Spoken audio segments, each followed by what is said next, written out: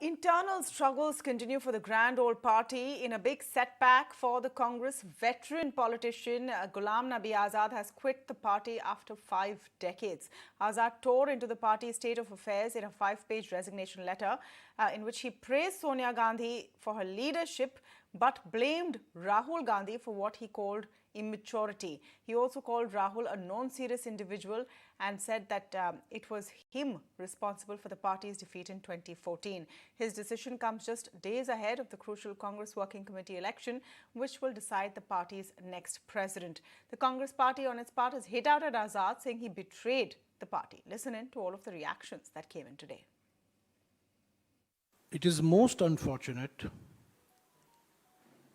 and most regrettable that this has happened. So at a time when every congressman and every congresswoman is involved in ensuring that the Mehngai Par Halla Bol rally will be a success, and every congressman and congresswoman wants to be a Bharat Yatri, wants to walk along with Shri Rahul Gandhi ji on this 3,500 kilometer long Bharat Jodo Yatra. It's most unfortunate, most regrettable that at this point of time, we have had to read this letter.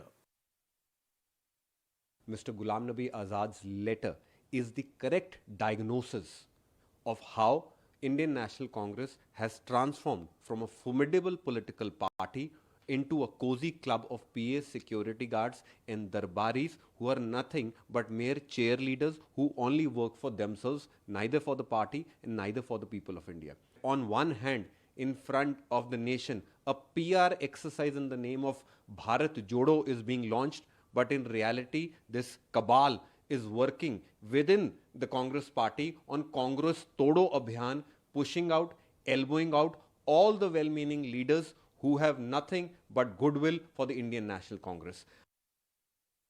अभी तो मैं खुद सदमे में हूँ एक ऐसा 42 साल का जिसको सब कुछ मिला जिंदगी के अंदर 42 साल ही बगैर पद के नहीं रहे हो व्यक्ति आज वो ये मैसेज दे रहे हैं जैसे कि जो मेरी समझ के पर है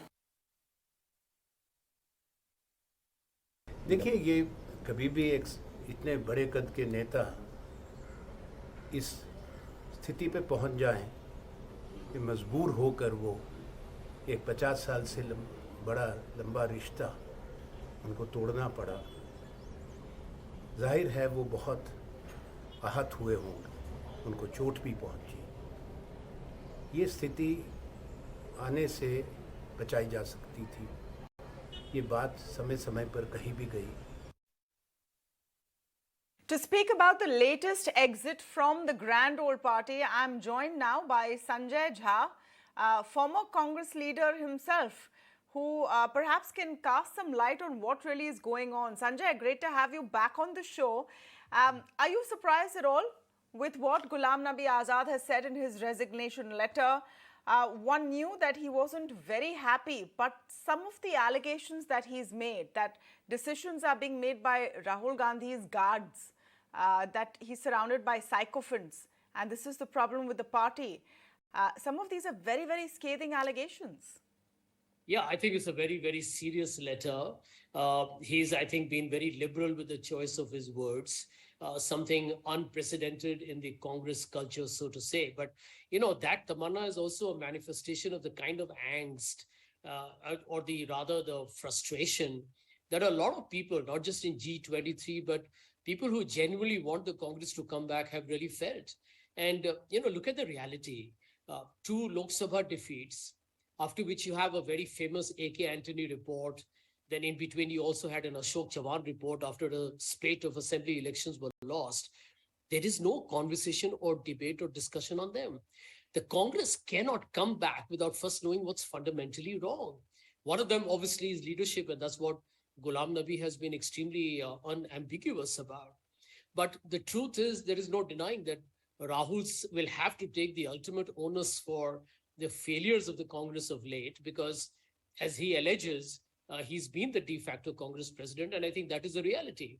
I mean, Rahul did go and announce the name of Charanjit Singh Channi as the Punjab Chief Minister, right? I mean, as a General Secretary of the party or as a MP from the Congress, you would not even do that. So I think there are larger crisis points within the Congress. And Ghulam Nabi leaving, I mean, he's been a veteran, Tamanna.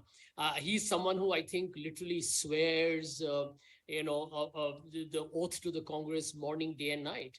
For him to leave after 5 decades, I mean, that's a telling commentary on the internal, shall we say, moribund or the meandering nature of Congress of late. And I think Rahul Gandhi will have to take the big brunt of the recent crisis the Congress party is facing. What about the other side of the story, Sanjay? Jairam Ramesh today says Ghulam Nabi Azad has been modified. Others say that he didn't have a position, that's why he's run. There are many who say that the spate of exits from the Congress are because of fair weather friends. Once they're bereft of power, they're hopping onto the other side. Would you say that we need to look at that side as well, or is this very clearly a veteran leader who sees no future with the grand old party? I think you nailed it, Tamanna, when you said no future. Basically, the people leave you in politics because they see less of hope. Politics is about opportunity. Unfortunately, in India, ideological commitment is a very transactional term. But if you look at it from the point of view of pure electoral calculus, people do like to see an opportunity to win in the future. Power is a glue. I'm not going to deny that. But I think the problem within the Congress has been the absence of internal conversations or communication.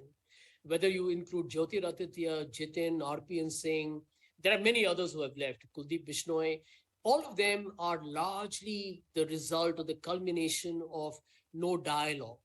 And I think the leadership is principally got to be accountable for this kind of, absolutely inexplicable drift. Because leadership anywhere is about knowing what's going on in your organization. No leadership. We know and that the Congress is, I think, allowed that to happen. We know that there is no leadership. There is going to be an election, supposed to be an election for the next president. There are no candidates. The first family is traveling. So where is this leadership who's going to take stock? There is no leadership right now, is there? Yeah, exactly. That's what I'm saying. After losing 2 Lok Sabha elections and another literally 2 years around the corner, the fact that the Congress still hasn't had a formal president in charge is not a healthy exhibition of your intent to recapture your past glory. And I think this is what has demoralized or made a large section of Congress, workers, office bearers, supporters, voters feel extremely low. And, somewhere the buck must stop, Tamanna. And I believe that, the Congress needs to recognize that people look upon the party, despite its recent terrible, embarrassing reverses, as the one party that can stop the BJP, which I think is demonstrating some very ugly authoritarian manifestations. How will the Congress stop the BJP? I think these are seminal issues that the Congress party needs to address. Now, when Ghulam Nabi leaves, Anand Sharma is equally disillusioned. What kind of a signal are you sending to Himachal or to Gujarat, where elections are due? And next year, you got Karnataka, Chhattisgarh, Rajasthan. I mean, there are opportunities for the Congress. But, we are allowing that to will. Let me rephrase that. There are opportunities for the opposition, not necessarily the Congress. Do you see others coming in and filling up that vacuum? And who, in your view, are the strongest alternatives to the Congress right now in the opposition space? I think Aam Aadmi Party is a natural beneficiary of any diminishing value in the Congress vote share. It happened in Delhi, and you can see it's happened in Punjab.